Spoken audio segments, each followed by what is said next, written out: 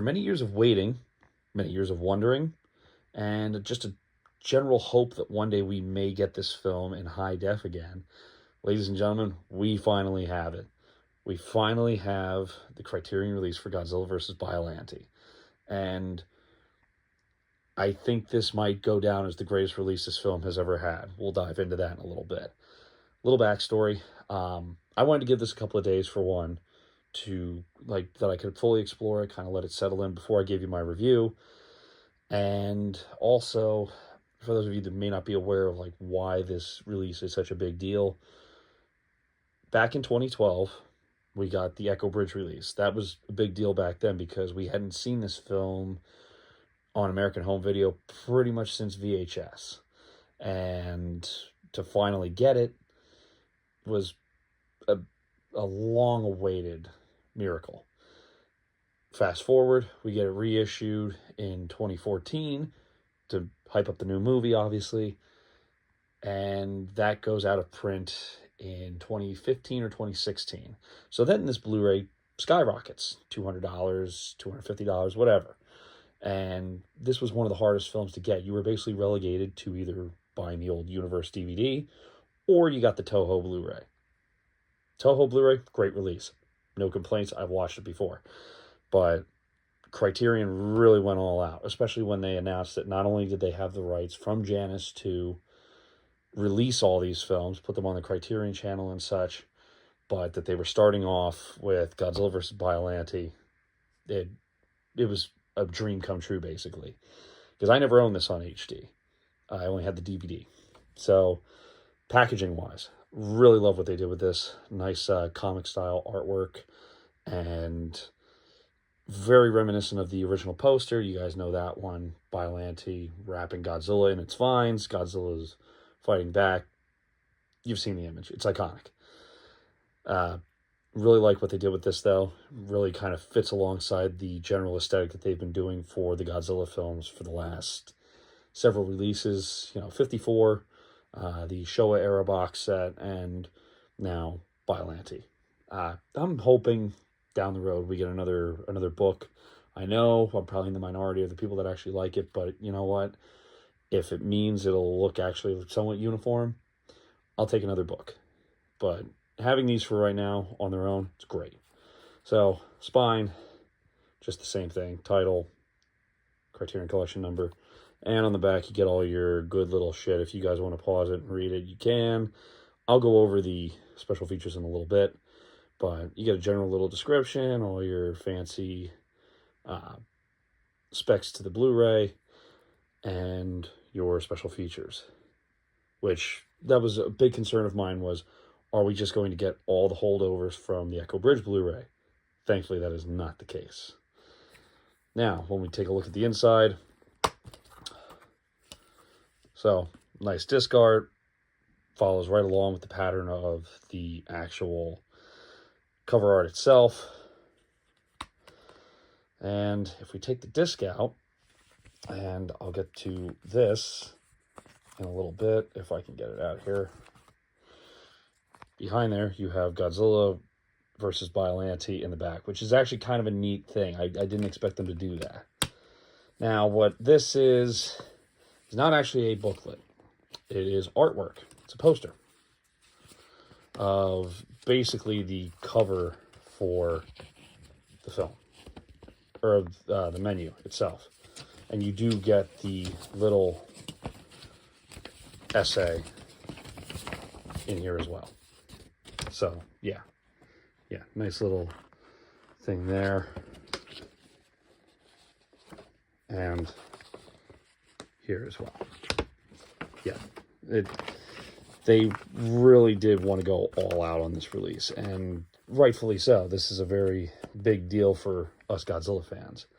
Now, as for the guts of the release itself, so looking at the menu, we can obviously see the same design as was on the poster. BIOLLANTE basically evolving from her flower form to what would become her final form. And I really like that they did this approach. I got to say that. Because, we had the pop art style for the Showa era set, and that looked great. Same with the original Gojira release. You know, they had black and white still images basically as the menu. But I like that they're going like basically the same route as what Arrow did with the Gamera box set. They're hiring artists that are fans of the franchises that they are releasing and having them do the artwork for this. It really gives like a nice personal touch to it, and I think properly packages these films. So I'm all in on that. Now, as for special features, I'm going to cut in between the disc case itself and obviously the menu. The big thing, new 4K digital restoration. Probably the best this movie's had that it's looked in years. I kind of wish they would have been able to get a film transfer out of it, but we'll take what we can get. It still looks fantastic. Got an audio commentary, and then the couple of holdovers that we do have, the making of program from, 93, the documentary and everything, that was on the Echo Bridge Blu-ray, the Mill Creek Blu-ray, and it was on the Toho Blu-ray, obviously, as well. We also have Behind the Design, which basically goes over the concept art of BIOLLANTE and where the design started at, what we eventually wound up with. Those were obviously, if you have the Echo Bridge, those are going to be the same. We also have the deleted special effects. That's it's like basically a special effects B-reel of, unused effects scenes and everything. Really neat to see. There is no sound on that, but just the spectacle of watching it alone is cool. We also have a whole load of TV spots and trailers, some of which you may have seen at some point, most of which I had never seen before. And we also have, obviously, new subtitle translations, which, not that the Echo Bridge was that bad to begin with, but it's nice to have some fresh translations. And we also get the essay on the back of the poster itself. So, yeah, nice little stacked release. Transfer-wise, like I said, this has to be probably the best I've ever seen this movie look. And I would hope that one day maybe we get a 4K film transfer of it. I'm not holding out hope, though, because we've done the digital transfers and the digital restorations for most of the Godzilla films through Criterion. So, all in all, do I think this is the best Godzilla Criterion Blu-ray? Probably not. I would still give that to the Showa era box set, but this is a very close second.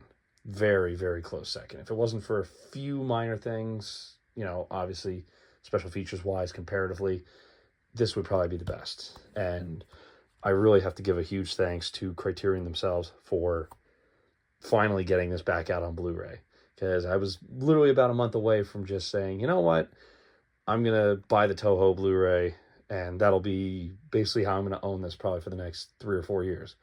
Then they announced this, and needless to say, I was stoked.